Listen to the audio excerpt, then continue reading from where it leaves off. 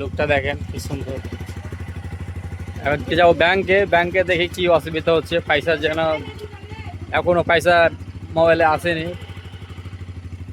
তো চলো দেখি কি সমস্যা হয়।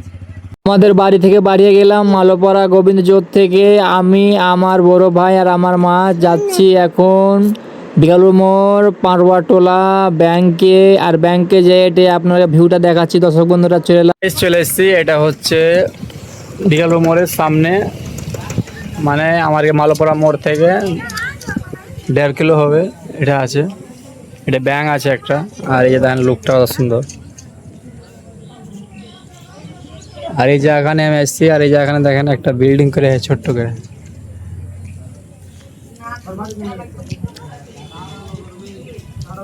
সব ভালো থাকো, আপনাদেরকে আরো কিছু ভিউ দেখাচ্ছি, দারুণ লাগবে দেখতে।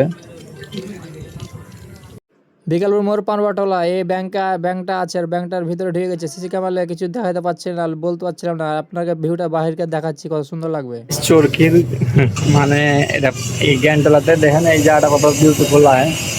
আর এখন আমরা বাড়ি যাব না, একটু আপনাকে নদীটা দেখাচ্ছি। চরকি পারলটোলা আর পায়ের টোলাতে আছে এটা ব্যাংকে এই জায়গাখানে। আর এই জায়গাখানে দেখতে পাবেন চরকি পারলটোলার সামনে ব্যাংক আছে এটা। আর এই ব্যাংকে এসেছিলাম টাকার কিছু কারণে, তো এখন চলে যাব। পারলটোলার পাশে এই নদীটা আছে। আর এই নদীটা কত বিউটিফুল লাগছে, আপনারা দেখাইতে পারলাম যে আমি আর সুন্দর জায়গাটা, বিউটিফুল জায়গাটা। আর লুকটা দেখেন কি দারুণ লাগছে। আর দুটো ছাগল আছে আমাকে দেখছে যে তুমি কি করেছো, কার সঙ্গে কি বকছো। আমি বলছি না রে ভাই, আমার নিজের কাম করছি।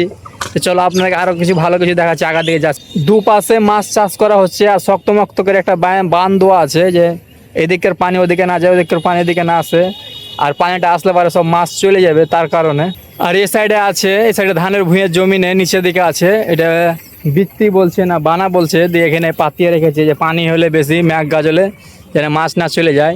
আর এদিকে দেখছেন কত সুন্দর একদম গ্রিন ফসল আর ঘাস। ধানের ভুঁইয়ে কিন্তু ধান ঝরে পড়েছে, ওই ধানগুলো হয়ে গেছে।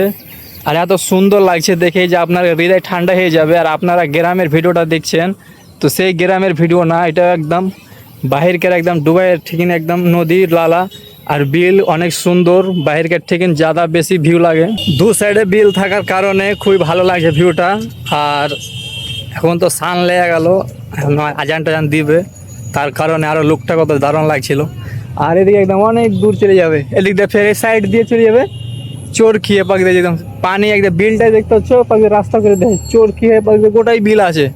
আপনাকে দেখাবো একার ভিউটা, ওদিককার তো সুন্দর লাগছে ভিউটা।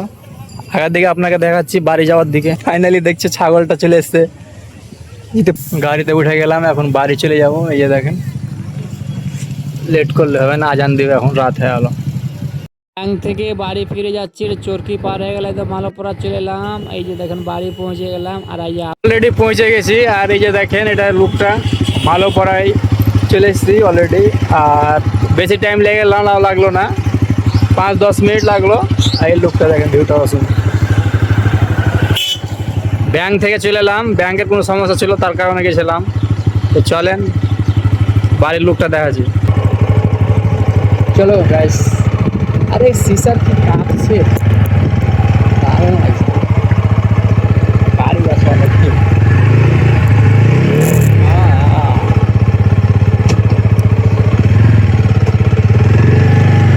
কত সুন্দর উঠছে।